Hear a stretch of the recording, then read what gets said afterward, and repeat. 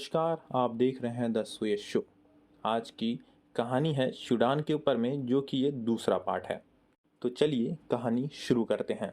देश में सत्ता परिवर्तन होते रहे, लेकिन उत्तर और दक्षिण के बीच गृह युद्ध ज्यों का त्यों चलता रहा। 1972 में राष्ट्रपति मोहम्मद निमेर ने आदिश अबाबा शांति समझौता किया, लेकिन इसी बीच सूडान में तेल की खोज हो गई, जिसके कारण इस समझौता को तोड़ दिया गया। इस तेल का बड़ा हिस्सा दक्षिणी सूडान में था, जिसके कारण दोनों ही क्षेत्र इसको अपना हिस्सा बताते थे। 2005 में एक बार फिर शांति समझौता हुई और 2011 में इसके तहत जनमत संग्रह हुआ, जिसमें 99% लोगों ने आज़ादी को चुना। अल बशीर उत्तर और दक्षिण को एक साथ रखने के नारे के साथ सत्ता में आए थे। उन पर दक्षिण सूडान और पश्चिम सूडान के दारपुर में नरसंहार करने के आरोप लगे। दारपुर में तकरीबन 3 लाख लोगों के मारे जाने का अनुमान लगाया जाता है। इसके लिए अंतर्राष्ट्रीय आपराधिक न्यायालय ने अल बशीर को युद्ध अपराधी घोषित किया हुआ है। पर इतने विवादों के बाद भी अल बशीर ने बड़ी आसानी से दक्षिणी सूडान को आज़ाद क्यों कर दिया? एक रिपोर्ट की माने पश्चिमी देश और खुद की सत्ता जाने के दबाव के कारण उन्होंने दक्षिणी सूडान को आज़ाद कर दिया। वही नेटो ने अफ्रीकॉम नामक सैन्य कमांड बनाई हुई है, जिसका उद्देश्य अफ्रीका में अमेरिका और पश्चिमी देशों के हित की रक्षा करना है। ऐसा वो लीबिया में भी पहले कर चुके हैं। 2011 में दक्षिणी सूडान के बंटवारे के 8 साल बाद आखिरकार अल बशीर को उन्हीं की सेना ने अपदस्थ कर दिया।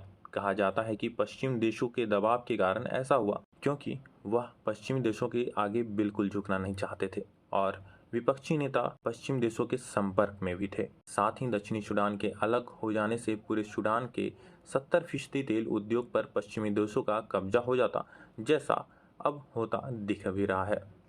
हालांकि रिपोर्ट की माने तो इसकी दूसरी वजह बिगड़ती अर्थव्यवस्था, विकास और आतंकवाद की समस्या भी है। लेकिन सेना उसी रूढ़िवादी इस्लामिक रणनीति के तहत शासन कर रही है, जिस पर अल बशीर चलते रहे हैं। सूडान में अधिकतर समय सैन्य शासक रहा और इसका प्रमुख कारण वहाँ कई तरह के जनजाति समूह का होना भी है।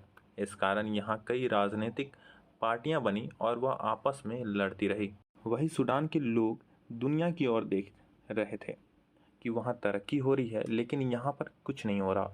इसलिए उन्होंने सेना पर भरोसा किया और सेना ने वहाँ विकास भी किया।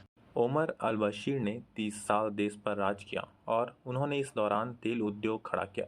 उनके शासन में विकास हुआ, लेकिन वह दक्षिण तक कभी नहीं पहुंचा। बशीर का कहना है, अफ्रीका की छवि बनती है कि लोग वहाँ भूखे नंगे रहते हैं, लेकिन आप राजधानी खार्तूम जाएंगे तो देखेंगे कि वहाँ फ्लाईओवर है, ऊंची ऊंची बिल्डिंगें हैं और वहाँ कोई भूखा नहीं रहता। पानी की समस्या के कारण दुनिया की सबसे बड़ी सिंचाई योजना सूडान में ही शुरू हुई थी, जिसे अल जजीरा कहा जाता है, लेकिन यह योजना भी सिर्फ उत्तरी सूडान तक ही सीमित रही। अल बशीर के खिलाफ सूडान प्रोफेशनल एसोसिएशन के बैनर तले जनता ने प्रदर्शन किया। लोकतंत्र के समर्थन में हुए इन प्रदर्शनों के बाद अल बशीर को हटा दिया गया और ट्रांजिशनल मिलिट्री काउंसिल की सरकार बनी, जिसके तहत रक्षा मंत्री औद अहमद इब्न औफ ने सत्ता संभाली। वही अल बशीर के करीब होने के कारण इब्न औफ को कुछ ही दिनों के बाद पद से हटा दिया गया और तब से लेफ्टिनेंट जनरल अब्दुल फतेह अल बुरहान सत्ता संभाले हुए हैं। अल बुरहान ने वादा किया है कि वह 2 साल में चुनाव कराएंगे, लेकिन लोग इस पर राजी नहीं हैं। वही एक रिपोर्ट की माने तो सूडान में 2-3 बार यह हुआ है कि जब वहाँ के लोग सैन्य शासक से तंग आते हैं तो क्रांति का नारा लगाते हैं। 30 साल तक अल बशीर ताकत में रहे और उन्होंने सोचा कि वह इसे नियंत्रित करके रखेंगे, लेकिन उन्हीं की सेना के लोग ने उन्हें हटा दिया।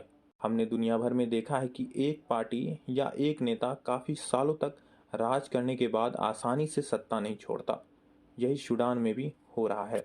2011 में अरब स्प्रिंग के दौरान ट्यूनीशिया और मिस्र जैसे अफ्रीका देश में लोकतंत्र ने करवट ली और अब दुनिया की नज़र सूडान पर है, कि देश ने ऐसा तय कर लिया है कि अलोकतांत्रिक बदलाव नहीं होगा। वही सूडान में सादिक अल मेहदी के अलावा ऐसा कोई नेता नहीं है जिसकी राष्ट्रीय ख्वाहिश प्राप्ति हो। सादिक की आयु 80 वर्ष से ऊपर है। तो इस वक्त सारा दामोदार युवाओं पर ही टिका है। साथ ही अफ्रीका यूनियन और पश्चिम कि देशों का दबाव भी सत्ता परिवर्तन के काम आ सकता है। सूडान की सेना अपनी सत्ता कितने दिनों तक बचा कर रख पाएगी, इसके लिए कितना आम लोगों का खून बहेगा यह देखना होगा। आपको ये कहानी कैसी लगी हमें कमेंट सेक्शन में ज़रूर बताएं। द सुयश शो देखने के लिए आपका धन्यवाद।